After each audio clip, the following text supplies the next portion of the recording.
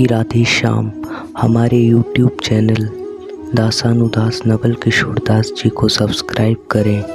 हमारी कथाओं को सर्वप्रथम देखने के लिए बेल आइकन दबाना ना भूलें एवं वीडियो को लाइक करना भी ना भूलें।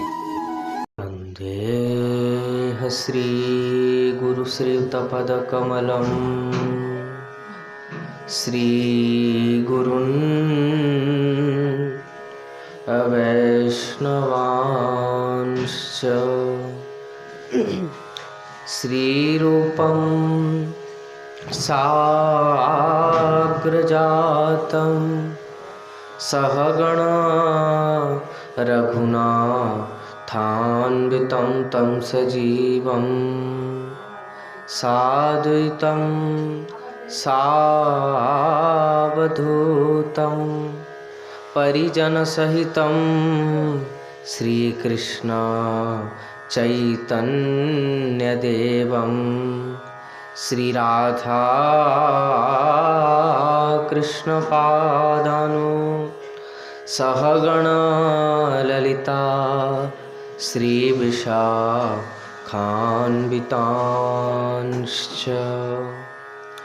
भक्त भक्ति भगवंत गुरु चतुरनाम बपु एक तिनके पद वंदन किए नाशहि विघ्न अनेक। बार बार वंदन करूं श्रीनाभायन जिन काल्यो गाभा वेद को श्री भक्त माल रस देन। प्रिया दास जी के पद कमल बंदऊं बारंबार कीन्ही भक्ति रस बोधिनी टीका अति सुख सार। भगवद भगतन चरित जे गाए अधिक मिठास बार बार वंदन करूं धन श्री नारायण दास। हरि जी आय विराजिए सुनो कथा इतिहास तुम श्रोता भक्त माल के तुम पद रज हम दास तुम पद रज हम दास। चार जुगन के भक्त जे तिनके पद की धूर सर्वस सिरधरी राखी हों मेरी जीवन मूल। अज्ञान तिमिरान्धस्य ज्ञानाञ्जनशलाकया चक्षुरुन्मिलितं येन तस्मै श्री गुरुवे नमः। जय रूप सनातन भट्ट रघुनाथ श्री जीव गोपाल भट्ट दास रघुनाथ। ए छय गुसाइर करी चरण बंदन जहाँ हैते विघ्ननाश अभिष्ट पुराण। भजनिताई गौर राधे श्याम जप हरे कृष्ण हरे राम। भजनिताई गौर राधे श्याम जप हरे कृष्ण हरे राम। भजनिताई गौर राधे श्याम जप हरे कृष्ण हरे राम। वाञ्छा कल्पतरुभ्यश्च कृपा सिन्धुभ्यैव च पतितानां पावनेभ्यो श्री वैष्णवेभ्यो नमो नमः। श्री गुरु चरण कमलेभ्यो नमो नमः। संत चरण कमलेभ्यो नमो नमः। श्री गुरु प्रेमानंदे निताय गौर हरि बोल।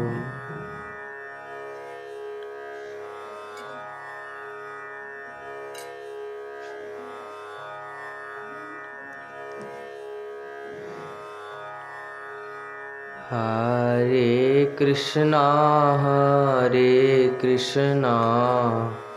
कृष्णा कृष्णा हरे हरे, हरे राम राम राम हरे हरे, हरे कृष्णा कृष्णा कृष्णा हरे हरे, हरे राम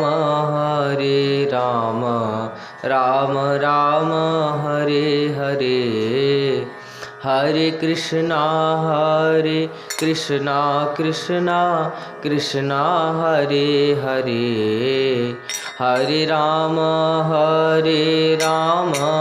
राम राम हरे हरे, जय जय श्यामा जय श्याम, जय जय वृंदावन धाम, जय जय श्यामा जय श्याम, जय जय वृंदावन धाम, जय जय श्यामा जय श्याम, जय जय वृंदावन धाम, जय जय श्यामा जय श्याम, जय जय वृंदावन धाम, जय जय श्यामा जय श्याम, जय जय वृंदावन धाम, जय जय श्यामा जय श्याम, जय जय वृंदावन धाम, जय जय श्यामा जय श्याम, जय जय वृंदावन धाम, जय जय श्यामा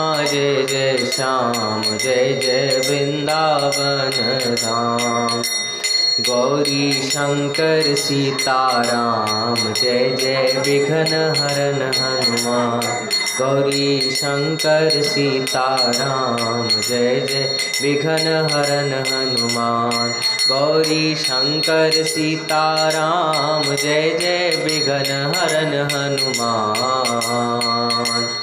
अवध बिहारी सीताराम, कुंज बिहारी श्यामा श्याम, अवध बिहारी सीताराम, कुंज बिहारी श्यामा श्याम, नदिया बिहारी गोरा चांद बिहारी गोरा चांद, जय जय श्यामा जय श्याम, जय जय वृंदावन धाम, जय जय श्यामा जय श्याम, जय जय वृंदावन धाम, जय जय श्यामा जय श्याम, जय जय वृंदावन धाम, जय जय श्यामा जय श्याम, जय जय वृंदावन धाम, रटो रटो रटो नाम श्यामा श्याम श्यामा श्याम, रटो रटो रटो नाम श्यामा श्याम श्यामा श्याम,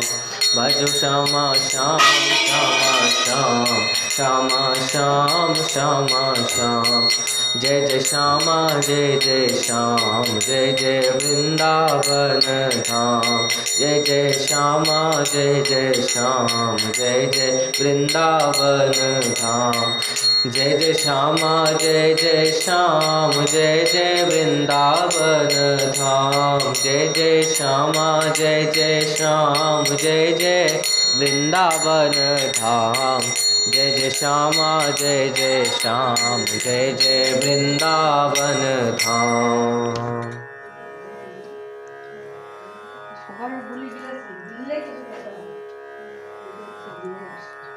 परम करुण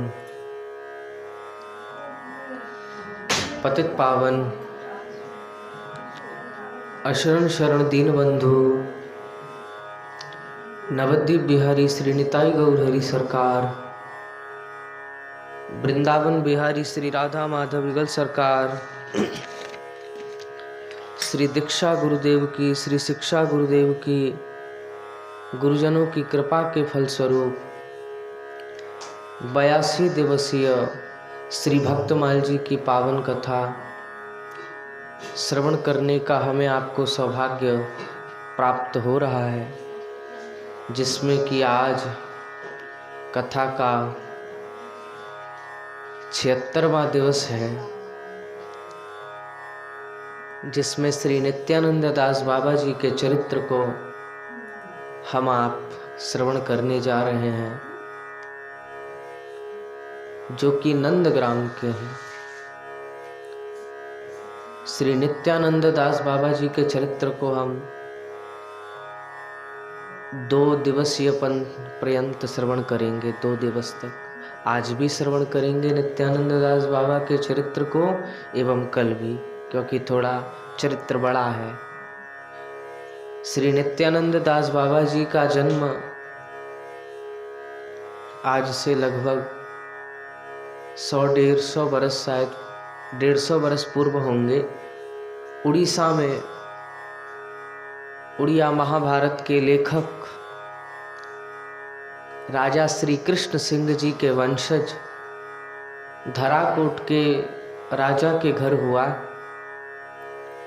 उनके जन्मते ही स्थिर हो गया था कि वे पारीकुद के राजा के गोद जाएंगे और कालांतर में वहाँ का राजपाट संभालेंगे। पर उनके ऊपर केवल पारीकुद के राजा की ही दृष्टि नहीं थी, राजाओं के राजा महाराजाधिराज स्वयं श्री कृष्ण की भी उन पर पूर्ण दृष्टि थी।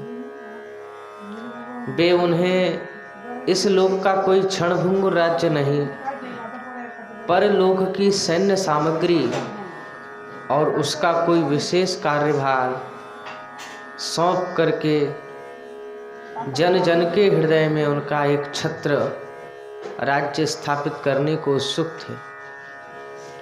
उनकी योजना के अनुसार, उनकी योजना के आगे क्या इस लोक के किसी राजा महाराजा की योजना टिक सकती थी? जिसके ऊपर उनकी दृष्टि हो, उसे क्या इस संसार की कोई वस्तु उनके दृष्टि पथ से खींच करके और अपने निकट ले जाने की सामर्थ्य रखती है? वह प्रभु द्वारा निर्दिष्ट पथ को छोड़ करके संसार की भूल भुलैया में फंसा ही कब तक रह सकता है? एक दिन धराकोट के एक स्कूल के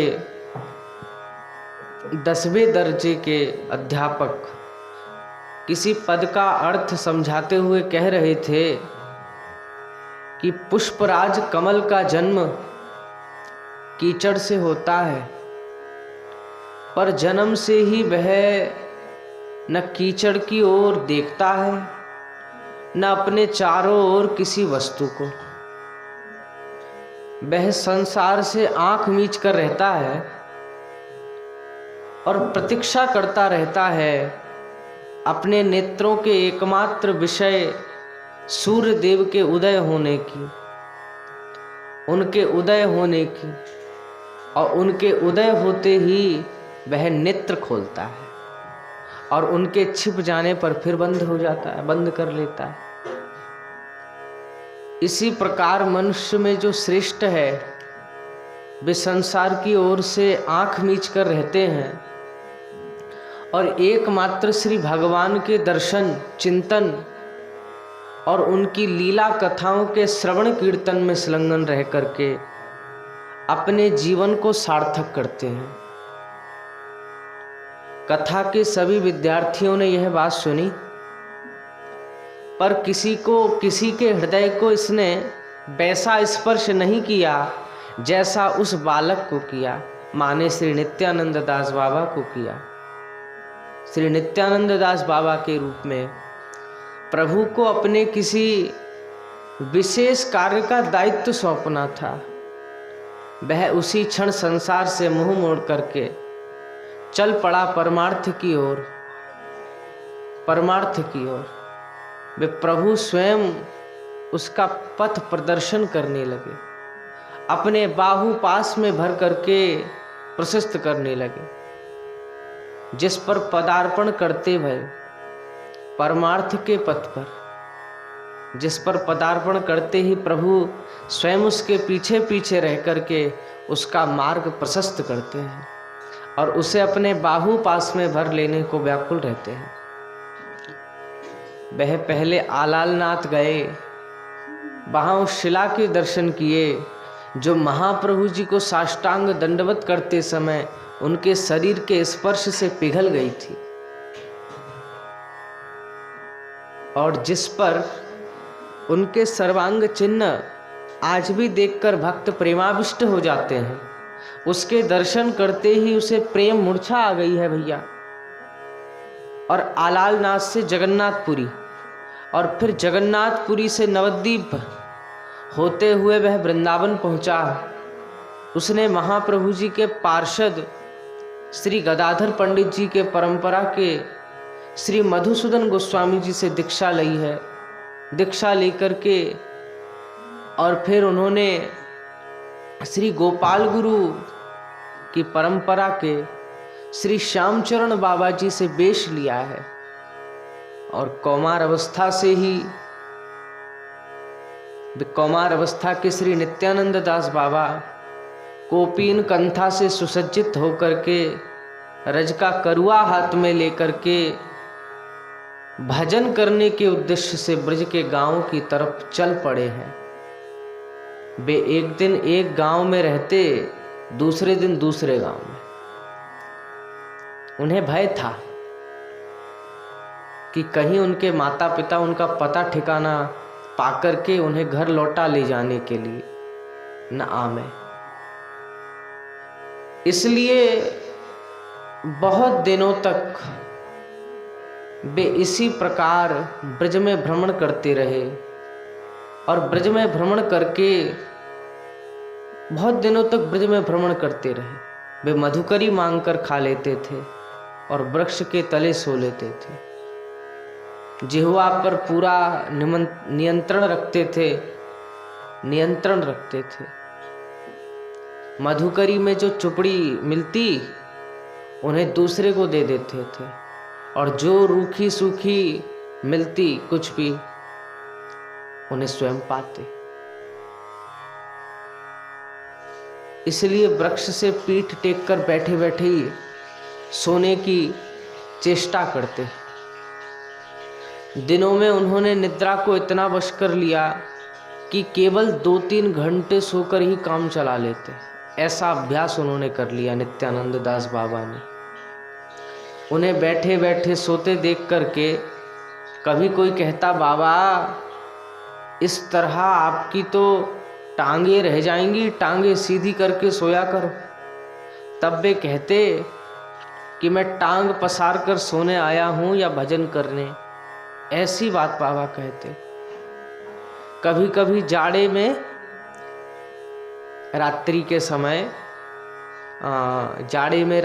समय भजन पूरा होने से पूर्व निद्रा घेरने लगती, तो वे गुदड़ी समेत कुंड में डूबकर निद्रा से 2 हाथ कर लेते और फिर भजन में बैठ जाते।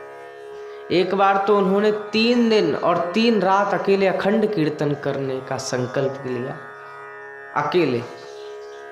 अब निद्रा देवी से लिखकर प्रार्थना की कि 3 दिन यहाँ कृपा करके न आना, और कागज जैसे लिख दिए और कागज ठाकुर जी के चरणों के नीचे रख दिया। आज जैसे निद्रा देवी को ठाकुर जी के चरणों में सुला दिए हों, और तब 3 दिन तक बिना पलक झपकाए अकेले ही नित्यानंद दास बाबा कीर्तन किए। इस बीच मधुकरी को भी नहीं गए। उनके एक साथी बाबा जी मधुकरी मांग लाते, और केवल उतनी देर जितनी देर उन्हें मधुकरी पाने और सोच जाने में लग, वह बाबा जी कीर्तन करते। तो इस प्रकार ब्रज में भ्रमण करते भये जब बहुत दिन बीत गए, तब वे नंदगांव के कदम्ब खंडी में रहकर भजन करने लगे। कदम्ब खंडी में उन्होंने एक बार महामंत्र का पुरस्चरण किया। पुरस्चरण के फल स्वरूप उन्हें मंत्र सिद्धि हुई, और तभी से अलौकिक शक्तियां उन्हें प्राप्त हुई, और एक महात्यागी सिद्ध महात्मा के रूप में उनकी ख्याति चारों ओर फैलने लगी। वृंदावन के कुंभ मेले में उन्हें 4 संप्रदाय के महंत के पद पर नियुक्त किया गया। बहुत से शिष्य सेवकों ने उनका आश्रय ग्रहण किया। जिस साम्राज्य का अधिपति प्रभु ने उन्हें बनाना चाहा, तेजी से विस्तार होने लगा। प्रभु का अपना इसमें कितना सक्रिय होगा, ये 2 घटनाओं से हम जान पाएंगे। उड़ीसा के संभ्रांत परिवार के एक संस्कारी बालक को भजन की छटपटी लगी। वह एक योग्य गुरु की प्राप्ति के लिए चेष्टा करने लगा। बहुत चेष्टा करने पर भी जब गुरु न मिले तो पुरी में जगन्नाथ जी के मंदिर में जाकर के उनसे प्रार्थना की कि प्रभु, आप तो जगत के नाथ हैं, मैं भी इस जगत का एक तुच्छ जीव हूँ। आपकी जीवों पर अहेतु की कृपा की दृष्टि है। मैंने बहुत सी कथाएं सुनी हैं, क्या मेरे ऊपर भी कभी कृपा दृष्टि करेंगे? सुना है कि गुरु की कृपा के बिना आपको प्राप्त करना संभव नहीं, पर गुरुदेव भी तो आपकी कृपा से प्राप्त हो सकेंगे ना।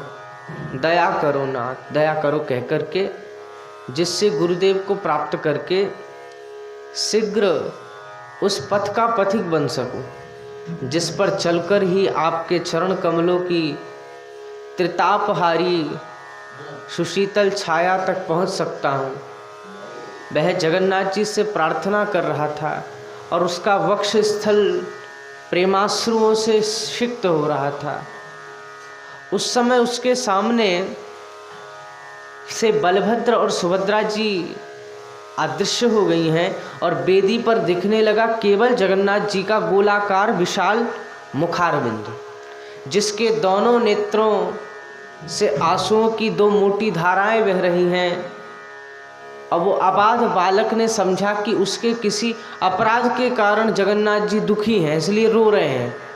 अब वह क्या जानता था कि जिस प्रकार वह अनेक प्रेम में रो रहा है, उनके प्रेम में रो रहा है, उसी प्रकार वे भी उसके प्रेम में रो रहे हैं, विह्वल हो रहे हैं, अश्रु विसर्जन कर रहे हैं उन्हें प्राप्त करने को। प्रेम की मूर्ति श्री जगन्नाथ जी उसे प्राप्त करने को वैसे ही अधीर हो रहे थे जैसे वह दुखी होकर विमला देवी जी के मंदिर में गया है। वहाँ भी उसी प्रकार प्रार्थना करने के पश्चात उसने देखा कि विमला जी की मूर्ति का एक हाथ हिल रहा है। शायद हाथ हिलाकर वे भी उसे आशीर्वाद दे रही हैं, पर उनका यह संकेत भी उसकी समझ में नहीं आया। तब वह करुणावतार श्री गौरांग महाप्रभु जी के दर्शन करने नवद्वीप गया। वहाँ भी उनके मंदिर में जाकर उनसे प्रार्थना की तो वहाँ उसे श्रीमन महाप्रभु जी के श्री विग्रह में सिनेमा के चित्रों की तरह एक के बाद एक पहले श्री कृष्ण, फिर श्री राधा और फिर एक नील वर्ण की सखी के दर्शन। सखी के दर्शन के साथ साथ महाप्रभु जी के भोग का समय हो आया और सामने पर्दा आ गया। श्रीमन महाप्रभु के श्री विग्रह में श्री कृष्ण, श्री राधा और उस सखी के दर्शन करके वह चमत्कृत हुआ, पर इसका भी रहस्य उस समय उसकी समझ में नहीं आया। गुरु की खोज में वह वृंदावन के लिए चल पड़ा। वृंदावन स्टेशन पर उतरते ही जब वह स्टेशन के बाहर नीचे उतर रहा था तो उसने देखा कि नित्यानंद दास बाबा को उधर से आते हुए। एक बार पहले उसने पुरी में बाबा के दर्शन किए। वे देखते ही उन्हें पहचान गए और अपने साथ गोवर्धन ले गए।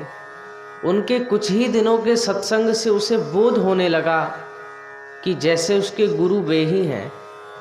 उनसे दीक्षा लेकर के वह निश्चिंत हुआ और उसकी इच्छा हुई कि अपने गुरु महाराज का एक चित्र अपने साथ रखने की। चित्र के लिए उसने गुरु महाराज से प्रार्थना की तो उन्होंने फोटोग्राफर को बुलाने का आदेश दिया और वह वृंदावन आकर के गोपीनाथ बाजार के फोटोग्राफर श्री काली बाबू को लाया था। वो काली बाबू ने जब कैमरा सेट कर लिया सब कुछ और फोटो लेने को हुए, तब बाबा ने उससे कहा तुम जरा जाकर कैमरे में देखो तो फोकस ठीक से आ रहा है कि नहीं, ठीक से फोकस आ रहा है कि नहीं या नहीं। उसने फोटोग्राफर की अनुमति लेकर के कैमरे के ऊपर का काला कपड़ा अपने सिर पर डाला और लेंस से बाबा की तरफ देखा। यह क्या? यह तो बाबा के स्थान पर वह सखी बैठी है जिसके मैंने नवद्वीप में दर्शन किए थे। नवद्वीप के महाप्रभु जी के श्री विग्रह में दर्शन किए थे। उसने कपड़ा हटाकर बाहर देखा तो महाप्रभु जी दिखे सखी रूप में।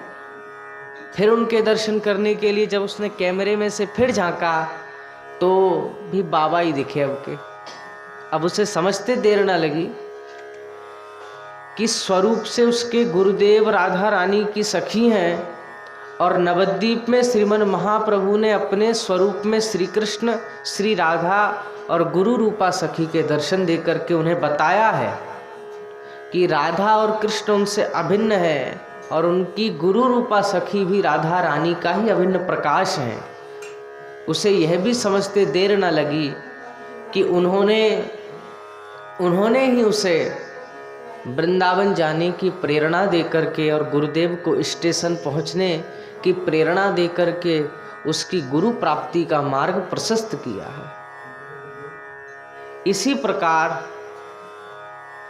श्री श्याम सुंदर दास जी, श्री ब्रज सुंदर दास जी, श्री गोपीनाथ दास जी और भी श्री गौर गोविंद दास जी जैसे और भी बहुत से परम त्यागी और होनहार शिष्य एक एक करके प्रभु की प्रेरणा से उनके परिवार में सम्मिलित होते गए।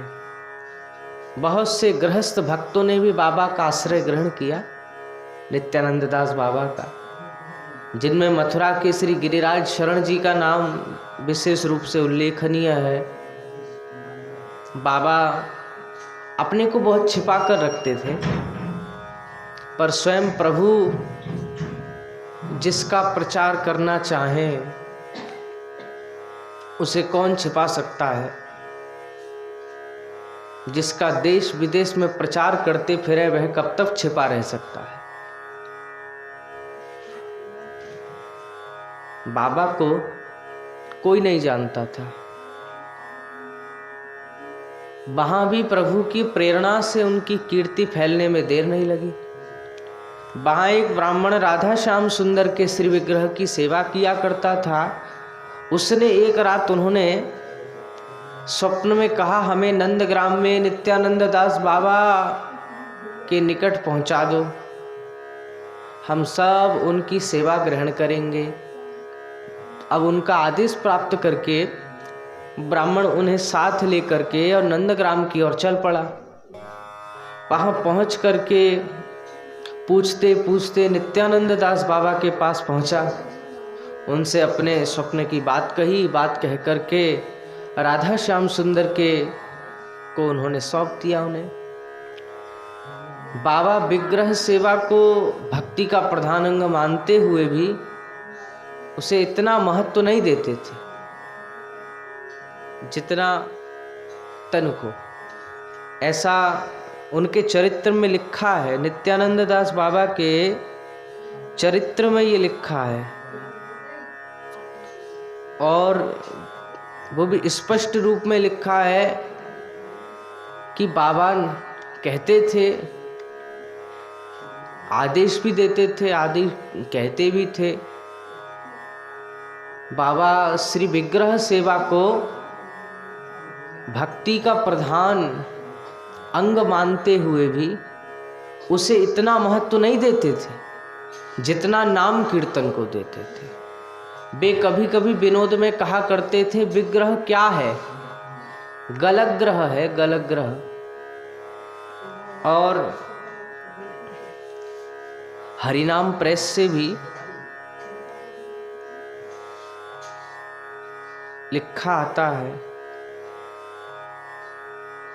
कि जो सुविचारों में कि नाम संकीर्तन में बैठकर मनुष्य संकीर्तन नहीं करता, मुंह से बोलता नहीं, कान से सुनता नहीं और हाथ से ताली या वाद्य यंत्र नहीं बजाता, तो यह भी भगवान नाम के प्रति अपराध है। और यहाँ तक कि नाम संकीर्तन में बैठकर जप करना ऐसे है, माने ये ठीक है, लेकिन क्या कह रहे हैं, बोले नाम संकीर्तन में बैठकर जप करना भी ऐसे है, दोषपूर्ण है, जैसे विज्ञान की कक्षा में बैठकर के गणित के सूत्र याद करना। गणित के सूत्र याद करना। संकीर्तन के समय भी ताली बजा के नाम कीर्तन करने की आज्ञा है। तो बाबा विग्रह सेवा को कहते, विग्रह सेवा को भक्ति का प्रधान अंग मानते, पर मानते हुए भी उसे इतना महत्व नहीं देते जितना नाम कीर्तन को। वे कभी कभी विनोद में कहा करते थे, अरे विग्रह क्या है, गल ग्रह है। माने आशय होता था कि त्यागी बाबा जी के लिए विग्रह सेवा उतना अनुकूल नहीं जितना नाम कीर्तन। विग्रह सेवा के लिए उसे तरह तरह की सेवा की सामग्री जुटानी पड़ेगी, जिससे भजन में बहुत ही विक्षेप होता है। ऐसा हम नहीं कह रहे, उनके चरित्र में ऐसा लिखा है। तो इसलिए उन्होंने कभी विग्रह सेवा नहीं रखी, पर विग्रह सेवा को वे मुख्य मानते थे। पर अब श्री विग्रह आ ही गए तो क्या करें, क्या करते। नित्यानंद दास बाबा के यहाँ उन्होंने ब्राह्मण से कहा, भैया मैं तो नंगा बाबा जी हूँ और रूखी सूखी खाके पड़ा रहता हूँ, ये विग्रह सेवा मेरे बस की नहीं, पर इनकी इच्छा है कि मेरी सेवा लेने की, तो छोड़ जाओ। अब राधा श्याम सुंदर जी के प्रति बाबा के उपेक्षा भरे शब्द सुनकर के ब्राह्मण को बहुत दुख हुआ, पर राधा श्याम सुंदर पर उसका कोई असर नहीं पड़ा। दूसरा कोई मेहमान होता तो तुरंत लौट जाता, पर ये दोनों मेहमान लौट जाने को तो आए थे नहीं।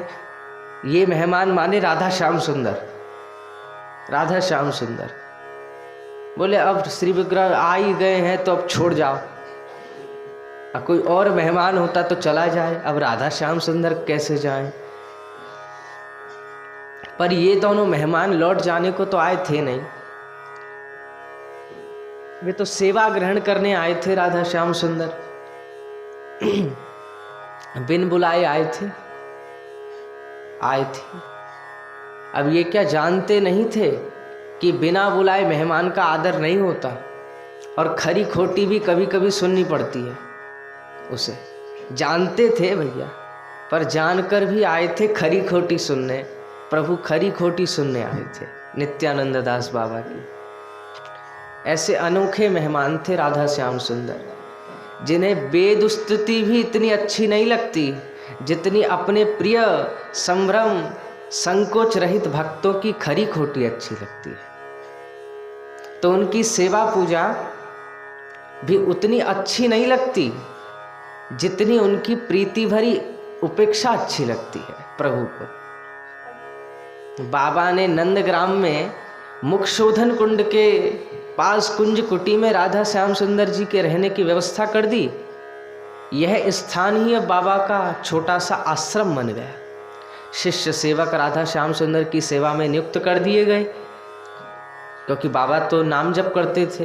बाबा ने कह दिया था कि मैं तो नंगो बाबा हूँ, सेवा पूजा मोते नाय बनेगी, मैं तो नाम जप करूँगा। पर उनकी सेवा की सुव्यवस्था कर दी गई, बाबा कर दिए, सेवक रख दिए, और जो सहज रूप में मधुकरी में रूखा सूखा मिल जाता उसी का उन्हें भोग लगा दिया जाता। शिष्य कभी कहते कि उन्हें बाबा कुछ विशेष भोग लगाओ, लगाने को कहते, तो बाबा कह देते, भैया हम कोई उनके लिए अपना स्वरूप थोड़ा बिगाड़ेंगे, हम तो फक्कड़ बाबा जी हैं और वही रहेंगे हम। इन्हें ही अपना स्वरूप बदलना होगा, माने बाबा जी के साथ बाबा जी की तरह रहना होगा। कभी मालपुए आदि को मन चले तो तो पास ही तो नंद बाबा, उनके पास जाकर जिम आया करेंगे। मंत्र सिद्धि के कुछ दिन बाद प्रभु ने नित्यानंद दास बाबा को प्रेरणा दी कि अब नाम कीर्तन का प्रचार करने के लिए। नाम कीर्तन तो बाबा करते ही थे, लेकिन खुद तरे क्या तरे, नाम गा गा के औरों को तारा करो, जानकी नाथ रघुवर पुकारा करो, बात जीवन की बिगड़ी सुधारा करो। अब नित्यानंद दास बाबा जी को अंदर से प्रेरणा हुई प्रभु की कि अब नाम कीर्तन का प्रचार करो। तो उन्होंने नाम कीर्तन के प्रचार का बीड़ा अपने सर पे उठाया और श्री गिरिराज धरण जी की और उनके कुटुंब के सहयोग से उन्होंने भक्ति प्रचारिणी सभा की स्थापना की और मथुरा को प्रचार का केंद्र बनाया। वृंदावन, अलीगढ़, हाथरस, दिल्ली, अमृतसर, जयपुर, जगन्नाथपुरी आदि आदि और भी अनेक स्थानों में कहीं 1 महीने, कहीं 2 महीने और कहीं कहीं तो 1-1 साल तक का अखंड हरिनाम संकीर्तन यज्ञ किया बाबा ने। रथ यात्रा पर जगन्नाथपुरी में और कुंभ के अवसर पर प्रयाग और हरिद्वार आदि स्थानों में भी प्रतिवार जाकर के 1 महीने का अखंड हरिनाम कीर्तन करने लगे। बाबा ने अपना शेष जीवन सर्वत्र हरिनाम संकीर्तन का प्रचार करने में ही व्यतीत किया। वे कहा करते थे कि भक्ति के 64 अंगों में 5 अंग सर्वश्रेष्ठ हैं: नाम कीर्तन, श्रीमूर्ति सेवा, साधु संग और ब्रजवास और भागवत श्रवण। इनमें से किसी का केवल इनमें से ये तो 5 हैं, इन 5 में से किसी एक का याजन करने से प्रेम की प्राप्ति होती है, पर इनमें भी नाम कीर्तन सर्वश्रेष्ठ है। नाम कीर्तन के अतिरिक्त नाम के लिखने और लिखे हुए नाम के दर्शन करने से भी फल की प्राप्ति होती है, ऐसा लिखा है। नित्यानंद दास बाबा जी के चरित्र में वर्णन है, लिखा हुआ है कि कोई यदि नाम कीर्तन तो सर्वश्रेष्ठ है इन 5 अंगों में, और इन नाम कीर्तन के अतिरिक्त नाम के श्रवण करने, जप करने, नाम के लिखने, नाम लेखन और नाम के लिखे हुए का दर्शन करने की भी अनंत महिमा है, अनंत महिमा है। नित्यानंद दास बाबा कहते कि नाम के साधक 2 प्रकार के हैं: नाम ग्राही और नाम आश्रयी। नाम ग्रह नाम ग्रह नाम साधना, साधना का नाम जप या नाम कीर्तन में आग्रह मात्र होता है। नामाश्रय नाम साधना की दूसरी अवस्था है। इसमें साधक पूर्ण रूप से नाम का आश्रय ले लेता है और वह अपने आप को रूप से नाम को समर्पित कर देता है। अभी नित्यानंद दास बाबा जी के चरित्र में श्रवण किए कि 5 अंग तो ये प्रधान हैं, उन 5 अंगों में भी नाम सर्वश्रेष्ठ है और नाम में भी नाम का लेखन, नाम का लेखन भी ना हो तो नाम का दर्शन, जो लिखा हुआ है उस लिखे हुए का दर्शन अनंत फलदायी है और अनंत महिमावंत है। अनंत महिमा कहाँ तक कहा जाए, इतनी महिमा शास्त्रों में लिखी है, विश्वास नहीं होता। ये भी एक अपराध है कि ऐसा सोचना कि अरे नाम की महिमा ग्रंथों में कुछ बड़ा चढ़ा के लिखी है, इतना है नहीं। तो इस प्रकार नित्यानंद दास बाबा जी के चरित्र में लिखा है। इसके सिवा नाम नामी को साधना के पास खींच करके ले जाता है। अष्टायाम लीला चिंतन का ब्रज के साधकों में बहुत प्रचलन है। हाँ, अष्टायाम लीला चिंतन का ब्रज के साधकों में बहुत प्रचलन है और बाबा भी इसके समर्थक थे, पर वे नाम साधना को इससे भी ऊंचा स्थान देते थे। इस माने अष्टायाम लीला चिंतन को भी इससे भी ऊपर नाम जप को। हम अद्वैत दास बाबा के चरित्र को श्रवण कर आए हैं, याद है ना कि अद्वैत दास बाबा कैसे कह दिए अपने शिष्यों से कि लीला चिंतन पीछे होए, पहले नाम कीर्तन करो, उसके नाम कीर्तन से ही जब वो स्थिति आनी होगी तो आ जाएगी। पहले से लीला चिंतन नहीं, मनाही कर देते एकदम। उनके चरित्र में हम श्रवण कराए हैं ना, बोले नाम कल्पतरु को प्रेमी से खींचते रहने से इसमें अंकुर फूट आते हैं और लीला स्फूर्ति रूपी पल्लव उसमें अपने आप विकसित हो जाते हैं। साधक की प्रारंभिक अवस्था में वे लीला चिंतन का बिल्कुल निषेध करते थे, अद्वैत दास बाबा की तरह। कहते थे कि लीला चिंतन कोई हंसी खेल नहीं, लीला चिंतन में साधक जुगल की कोई सेवा लेकर रहता है, उसे तत्परता से श्रद्धा पूर्वक करनी होती है। एक बार तो नित्यानंद दास बाबा ने बताया कि एक बाबा जी लीला चिंतन में सेवा कुंज में बहुत ध्यान देने योग्य प्रसंग है। एक बार नित्यानंद दास बाबा अपने चरित्र में, नित्यानंद दास बाबा के चरित्र में लिखा है कि उन्होंने बताया कि एक बाबा जी लीला चिंतन में सेवा कुंज में जुगल की पीकदानी की सेवा करते थे। ठीक है ना, पीकदानी की सेवा। तो एक दिन वे समय अनुसार चिंतन में सेवा न कर सके। हाँ, तो दूसरे दिन प्रातः जब वे सेवा कुंज गए तो देखा कि जगह जगह पर पान की पीके पड़ी हैं। चिंतन में जो सेवा की जाती है उसे प्रभु अंगीकार करते हैं, उसे पूरी श्रद्धा और विश्वास के साथ नियमित रूप से न करने का बहुत बड़ा अपराध होता है, बहुत बड़ा अपराध होता है। अभी सुना कि कैसे नित्यानंद दास बाबा ने ये प्रसंग बताया अपने शिष्यों से कि लीला चिंतन हंसी खेल नहीं। सेवा कुंज में जुगल की पीकदानी की सेवा एक वैष्णव करते और समय अनुसार नहीं कर पाए वे। दूसरे दिन प्रातः जब वे सेवा कुंज गए तो प्रत्यक्ष में देखा कि जगह जगह पीकदान, जगह जगह पीके पड़ी हैं। चिंतन में जो सेवा की जाती है उसे प्रभु अंगीकार करते हैं, उसे पूरी श्रद्धा और विश्वास के साथ नियमित रूप से न करने से बहुत बड़ा अपराध होता है। बाबा को साधु सेवा में भी बड़ी निष्ठा थी और नाम प्रचार के लिए वे जहाँ भी जाते वहाँ साधु सेवा भी ऐसी करते कि लोग चमत्कृत रह जाते। आश्चर्य की बात यह थी वे जाते खाली और हाथे लौटते भी खाली हाथ, पैसा कभी स्पर्श न करते, पर जहाँ जिस पैमाने की वैष्णव सेवा का संकल्प करते उसके लिए धन तो चाहिए। धन जन न जाने कहाँ से खींचे चले आते।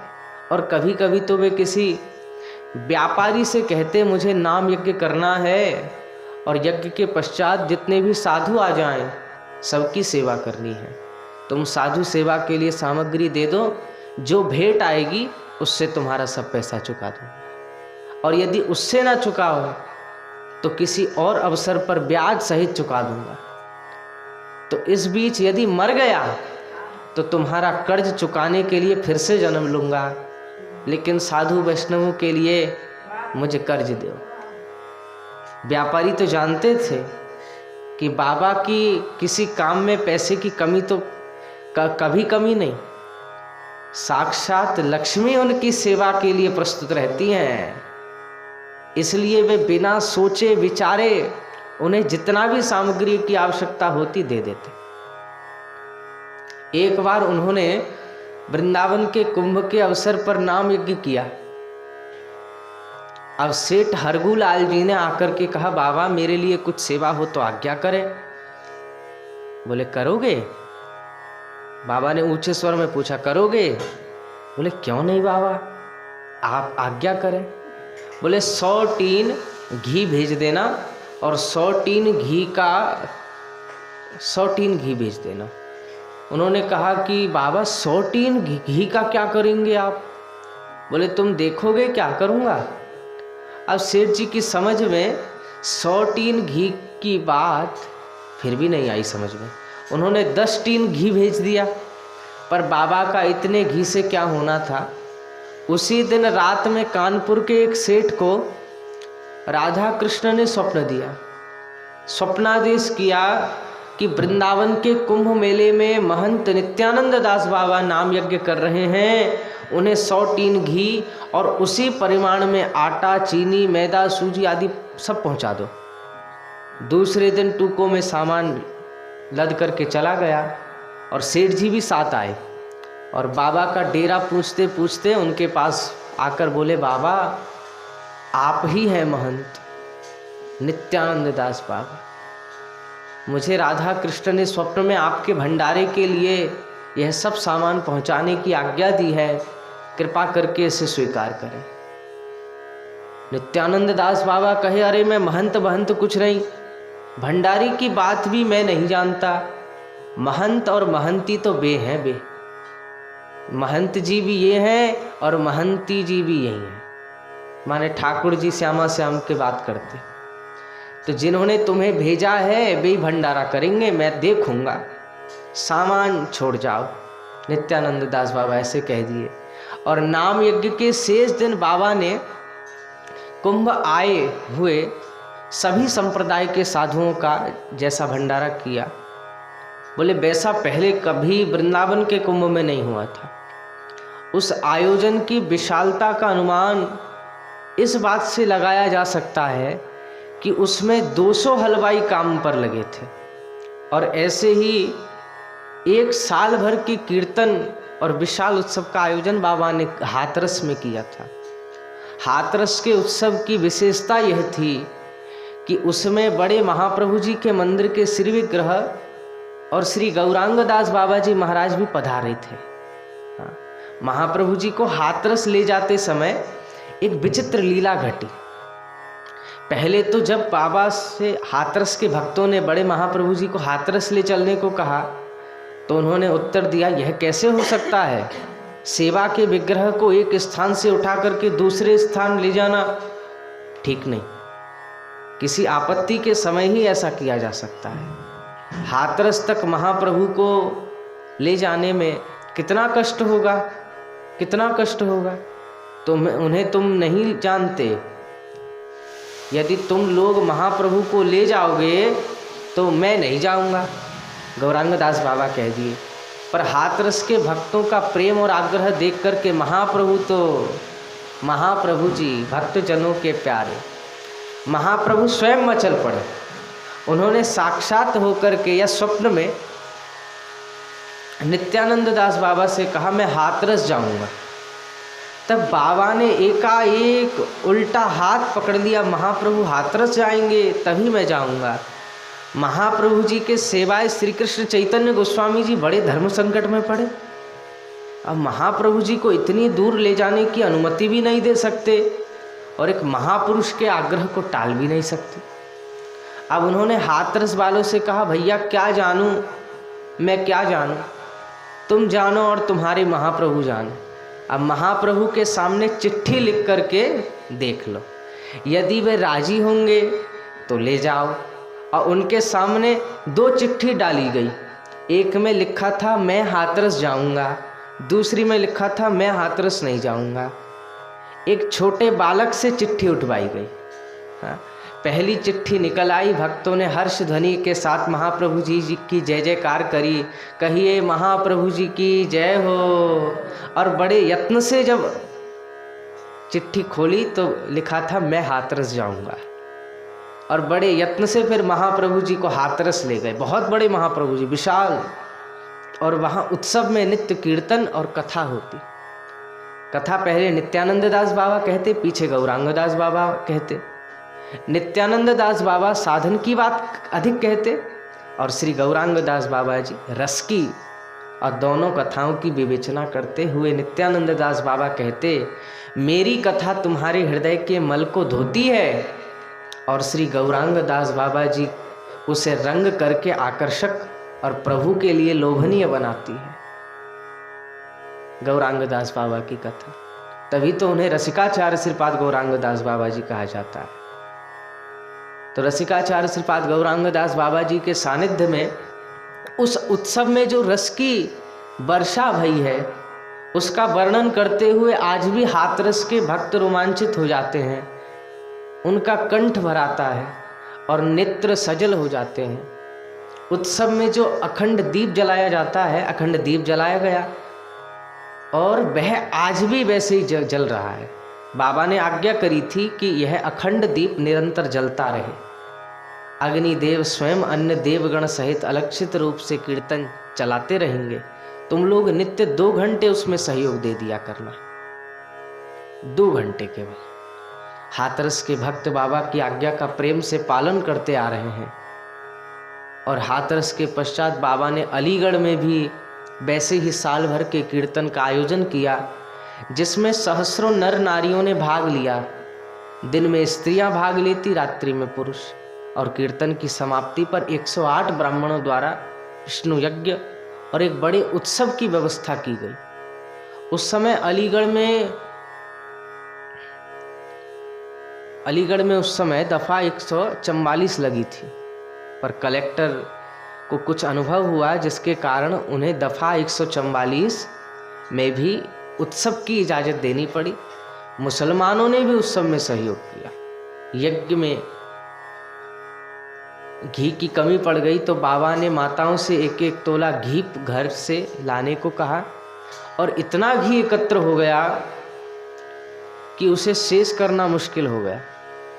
केले के पेड़ के छिलके की नाली से बहा कर के घी की मोटी धारें अग्नि कुंड में डाली गई, उड़ेली गई। और अंतिम दिन साधु सेवा के पश्चात सामान इतना बचा कि अलीगढ़ के लगभग सभी हिंदुओं के घर 1-1 पैकेट मिठाई भेजी जा सके। जो भेंट आती रही बाबा ने एक सत्संग भवन के निर्माण के लिए दिया। तो ऐसे आगे भी नित्यानंद दास बाबा जी के अनेकानेक चरित्र हैं। प्रभु की कृपा हुई तो आगामी काल पुनः श्रवण करेंगे। प्रेम से कहिए जय जय श्री राधे श्याम। श्री गुरु प्रेमानंदे निताय गौर हरि बोल। जय जय नीलाचल चंद्र जगन्नाथ, कृपा करी करो प्रभु शुभ दृष्टिपात। जय जय नीलाचल चंद्र जगन्नाथ, कृपा करी करो प्रभु शुभ दृष्टिपात। जय जय नीलाचल चंद्र जगन्नाथ, कृपा करी करो प्रभु शुभ दृष्टिपात। जय जय नीलाचल चंद्र जगन्नाथ, कृपा करी करो प्रभु शुभ दृष्टिपात। जय जय नीलाचल चंद्र जगन्नाथ, कृपा करो प्रभु शुभ दृष्टिपात। कृपा करी करो प्रभु शुभ दृष्टिपात।